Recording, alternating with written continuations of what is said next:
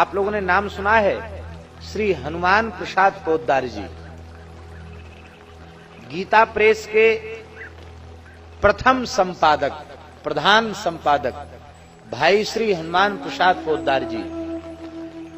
वे भगवत प्राप्त महापुरुष थे। भगवान का साक्षात दर्शन उन्हें एक बार दो बार नहीं, कई बार प्राप्त हुआ। उनकी स्थिति ऐसी थी पोद्दार जी महाराज की, उनकी गृहिणी भोजन लेकर आई, थाली सामने रखी है, भाई जी का नाम स्मरण करते करते भगवान की लीला में डूब गए, समाधि लग गई। माताजी पंखा लेकर बैठी हैं, पूरा दिन हो गया बैठे बैठे, पूरी रात हो गई, 24 घंटे तक भाई जी की समाधि लगी रही। कहां तक है, शौचालय में गए, वहां लीला चिंतन शुरू, वहां समाधि लग गई। कथा कहने बैठे, समाधि लग गई। और कल्याण के संपादन के काल में जो विविध अंक प्रकाशित हुए भाई जी के समय में, उस समय जिस देवी देवता का उन्होंने स्मरण किया, कोई बात समझ में नहीं आई, वो देवता उनके सामने प्रकट हो गया। महर्षि अंगिरा और देवर्षि नारद उनको सत्संग देने पधारे। उनके जीवन के तमाम ऐसे प्रसंग हैं। आप लोगों ने नाम सुना होगा श्री राधा बाबा का। राधा बाबा प्रेम में व्याकुल होकर वृंदावन जाना चाहते थे। भाई जी से बोले हम वृंदावन जाएंगे। भाई जी ने कहा आपकी अवस्था ऐसी नहीं जो आप वृंदावन जा सको। दिन रात रोना गाना तड़फना, मूर्छा में चले जाना, ये तो आपकी दशा है। आपको वहां संभालेगा कौन? आप यहीं रहकर भजन साधन करो। बोले नहीं, आपने कई बार मने कर दिया, अब हम नहीं मानेंगे, हम जरूर जाएंगे। कहा सुनी हो गई। महात्मा भी हठी स्वभाव के होते हैं। महात्मा बोले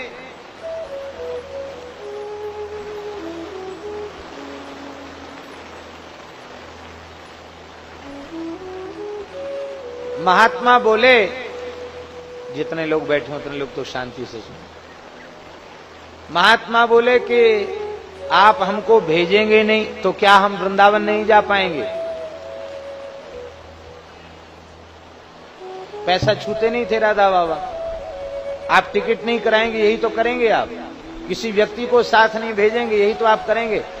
हम पूछ लेंगे वृंदावन किधर है, हम पैदल पैदल चले जाएंगे। भाई जी ने मुस्कुरा कर कहा चलो हम भी देखते हैं आप कैसे जाते हैं, जाके देखिए। रात्रि में श्री राधा बाबा फिर व्याकुल हुए। साक्षात नंद नंदन श्री कृष्ण सामने प्रकट हो गए। अब प्रकट होकर के कहा बाबा रो क्यों रहे हो, वृंदावन के लिए रो रहे हो?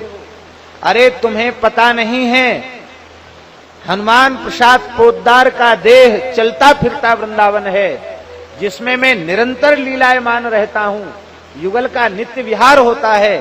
हनुमान प्रसाद पोद्दार का हृदय चिद वृंदावन है और उसमें मेरा नित्य विहार होता है। चलते फिरते वृंदावन को छोड़कर वहां जाना चाहते हो? ठाकुर जी कह के अंतर्धान हो गए।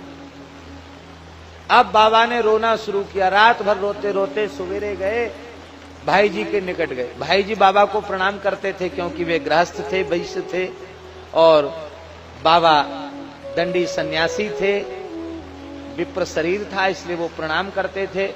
बोले भाई जी अब आप प्रणाम मत करें। क्यों? बोले अब समझ में आया लोग आपको महाराज क्यों कहते हैं। लोग श्री पोद्दार जी को कहते थे श्री पोद्दार महाराज। आपको लोग महाराज क्यों कहते, आज समझ में आ गया। आप महान राज छिपाकर बैठे हैं, इसलिए आपको लोग महाराज कहते हैं।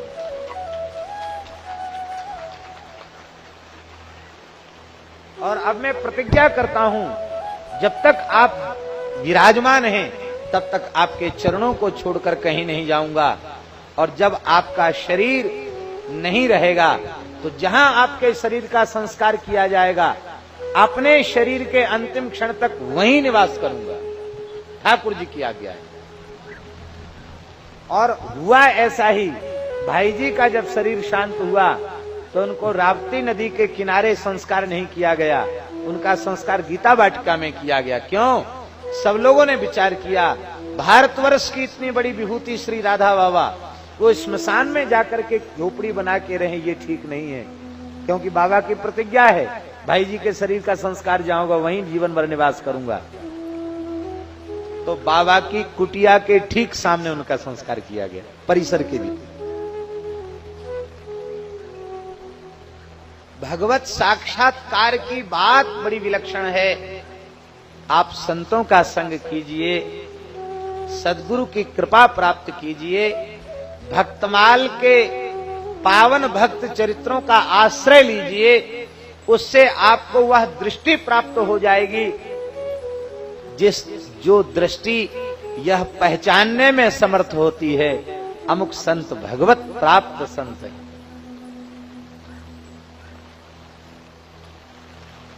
एक व्यक्ति ने जाकर श्री हनुमान प्रसाद पोद्दार जी से पूछा, बोला भाई जी हमने सुना है आपको भगवान श्री कृष्ण का साक्षात दर्शन हो गया, आप इसके संबंध में क्या कहना चाहेंगे? पोद्दार जी कुछ लिख रहे थे तो ऐनक आंख से निकाल के रख दिया, कलम हाथ में थी, उस व्यक्ति की ओर देखने लग गए। कब भगवान फिर से पूछिए क्या पूछ रहे हैं? बोले हमने प्रामाणिक संतों से सुना है कि आपको भगवान का साक्षात दर्शन हो चुका है, आप स्वयं स्पष्ट कीजिए इस संबंध में। भाई जी ने कहा इस संबंध में मेरा मौन रहना ही श्रेयस्कर है। आपका प्रश्न हमें उत्तर अच्छा नहीं लगा। अरे हुआ हो तो कह दो हुआ हमको दर्शन, नहीं हुआ तो मने कर दो हमको दर्शन नहीं हुआ। लोग झूठा प्रचार कर रहे हैं, आप मौन क्यों कह रहे हैं कि मेरा मौन रहना ही श्रेष्ठ है?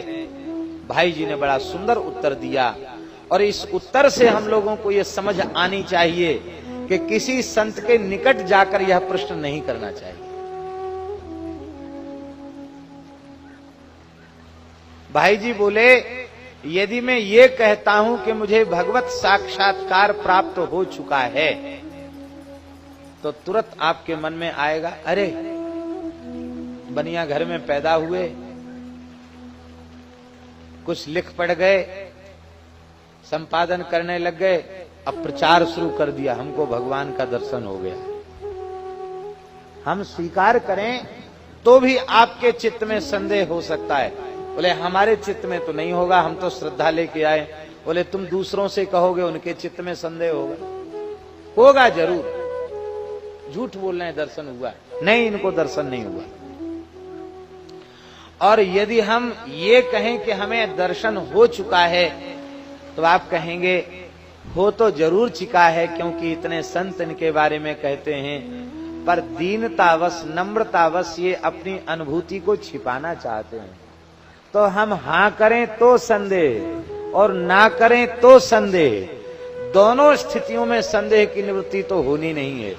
इसीलिए मैंने कहा कि मेरा मौन रहना ही श्रेयस्कर है, श्रेष्ठ है। लेकिन हाँ इतनी बात दावे के साथ मैं कह सकता हूं कि इस कलिकाल में भगवान की प्राप्ति जितनी सरल है उतना सरल कुछ भी नहीं है, कुछ भी नहीं है, कुछ भी नहीं है। इस कलिकाल में अनेकों संत ऐसे भये हैं जिनको भगवान का साक्षात दर्शन प्राप्त हुआ है। आज भी ऐसे संत हैं और आगे भी भगवत अनुभव प्राप्त संत अवतरित होते रहेंगे, इसको मैं विश्वास पूर्वक कह सकता हूं। और यह भी कह सकता हूं कि आप चाहो तो आपको भी प्राप्त होगा।